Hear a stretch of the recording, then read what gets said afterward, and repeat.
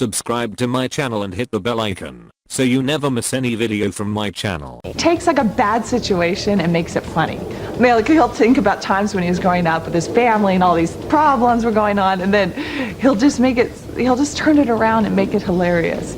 You know, he'll change a really bad situation and just make fun of it. So then everybody sort of lightens up and starts laughing. He's really funny, but sometimes he doesn't know he's funny, you know?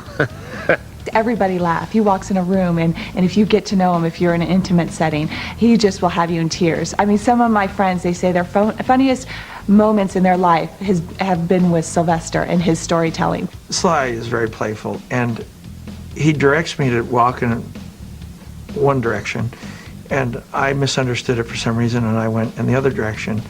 And when I went into the opposite direction, on the megaphone, he said, "You are the dumbest actor that ever existed."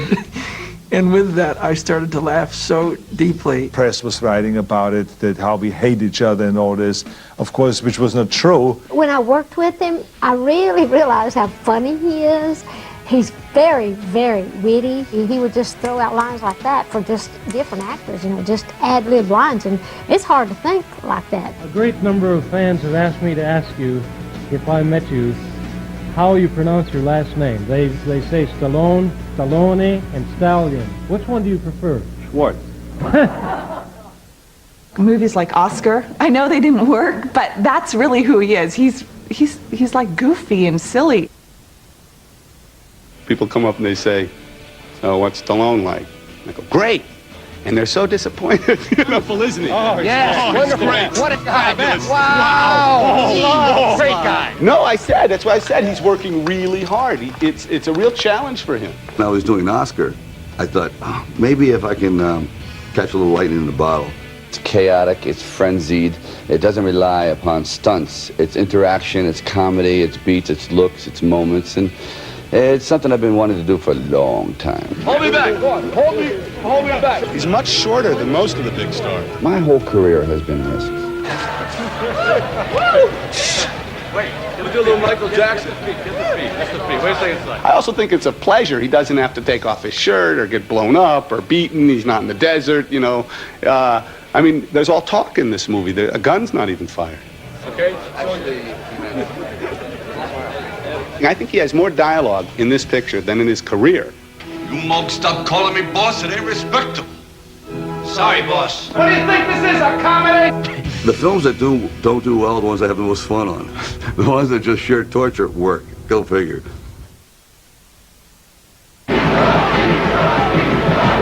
And at the end of Rocky V, he dies. So I've always thought that it would be great to be able to follow someone right to the end.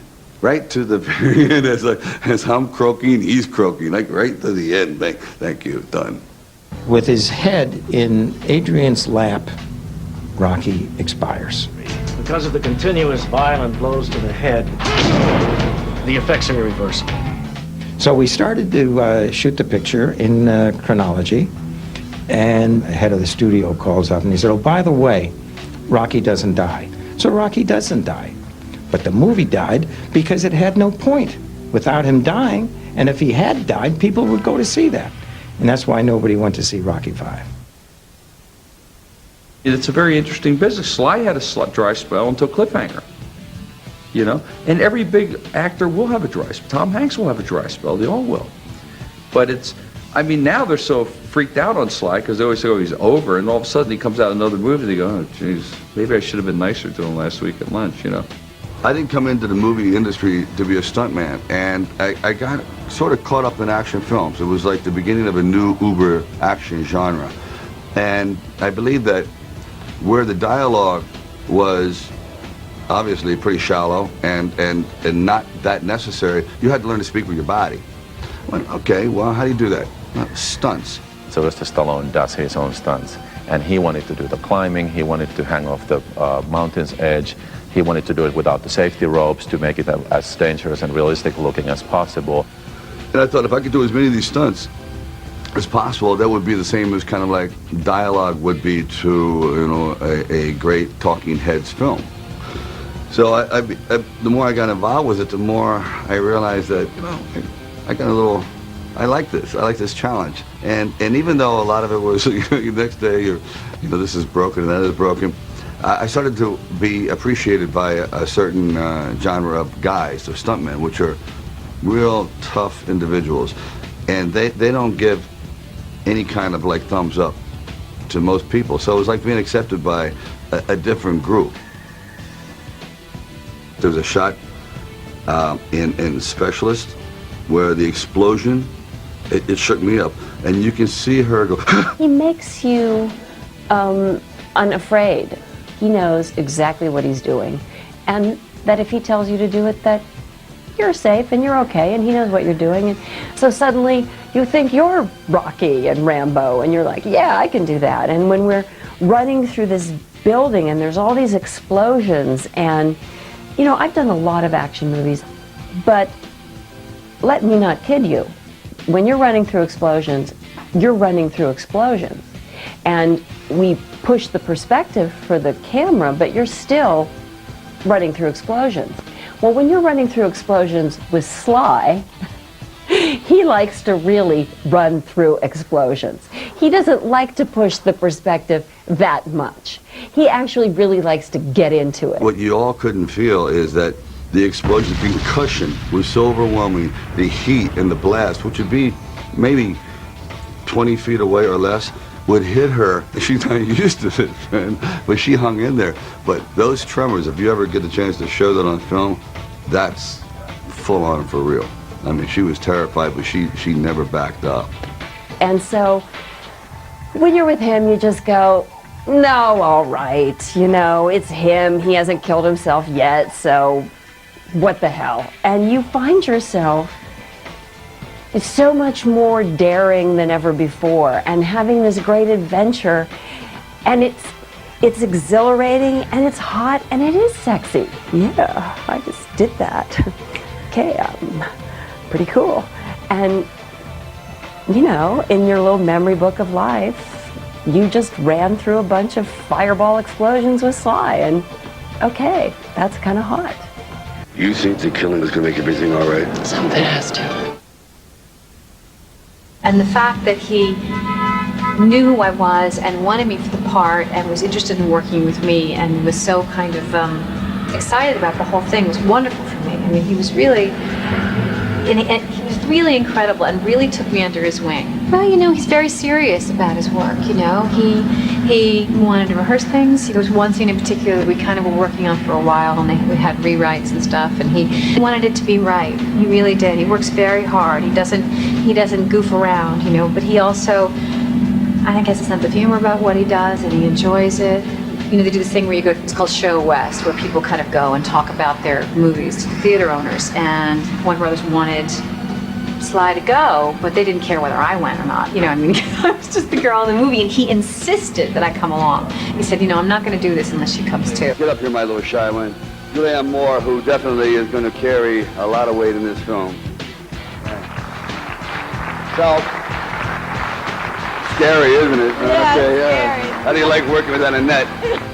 And he sat with me the whole time, and we kind of did all the press together, and he said, this is what you do, this is where you stand, you have to talk to these people, and then they can take a picture, and then, because I want to let you know what's going on, just so you so you feel comfortable. And he did that with me all the way through all of it, through the whole picture, the press, everything.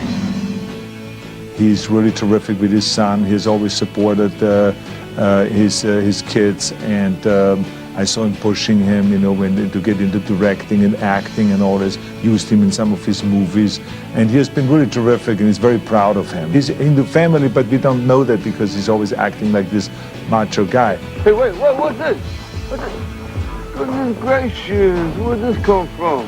It's a strange place to stash your lunch. I love it when families are tight. They were close, they were wonderful. The boy's not a brat. They gave each other a lot of respect, and they're working together. It looked like they were very comfortable with it. It was delightful. I don't think he's looking for so much the size of the role as the importance of the role. Why would he want to play this character? He plays, these men of intense decisiveness and action and physical strength. This is exactly what I've been looking for. but I think people still saw Sylvester Stallone in it, even though he had a pot belly. It's a very unusual role for Sly because it's a man who's suddenly torn between such conflicting pressures that in some ways he's frozen for some of the picture, trying to puzzle out a way to please all these different masters. Hey, Freddie! Hey, Fred! Jurisdiction ends at the George Washington Bridge. Freeze! Police! But half the men I watch live beyond that bridge, where no one's watching. I'm watching. Hands on the car! It's like you're the sheriff of Copland. And when he got reviews that were equivalent to Robert De Niro's, that made me so happy because the world saw what a great actor Sly is. Sly had his hands full, in a sense, because what he was doing was such a difference from what he had been doing in the last few years. He had his hands full in the sense he's playing a different kind of man than he's played in a while. And that's a lot of work, and it's a lot of challenge. And what he was like on the set was just someone continually thinking about the material, continually trying to kind of undermine what the obvious Stallone choice might be. Here's Sylvester Stallone, the most perfect looking guy in our movie universe, healthy, incredible, the guy you'd most want to have, you know what I mean, in a tough situation in the jungle. He's strong, smart, and everything else. And I have to offer him a part where I say, gain 40 pounds, move like a slow mule, you know what I mean, and you have to be, you know, slow, and slower. And I mean, he put it on, and he took it off fast enough. Many actors have done things like that, but for someone like Sly, it was an extraordinary accomplishment. You know, some people have hobbies, like they go out and they play golf, but for many, many years, my hobby was like experimenting with food.